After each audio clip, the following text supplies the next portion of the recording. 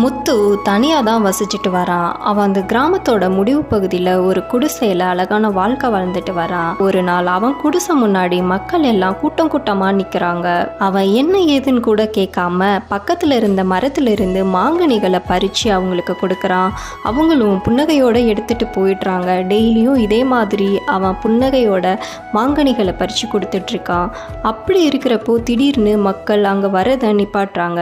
இவனுக்கு என்னன்னே புரியலை. நாட்கள் ஓடுது. அப்போது அவனோட ஃப்ரெண்டு வந்து கேட்கான், என்னாச்சு உனக்கு, ஏன் இப்படி இருக்கன்னு. அதுக்கு முத்து, இப்போல்லாம் மக்கள் என்னை பார்க்க வர்றதில்லை, ஏன்னு தெரியலன்னு ரொம்ப சோகத்தோடு சொல்கிறான்.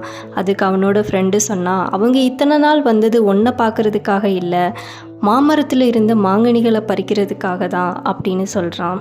மற்றவங்க உன்கிட்ட எந்த நோக்கத்துக்காக பேசுகிறாங்க பழகுறாங்கன்றதை தெரிஞ்சுக்கிட்டு அதுக்கப்புறமா அவங்க மேலே அன்பை காட்டுன்னு சொல்கிறான்.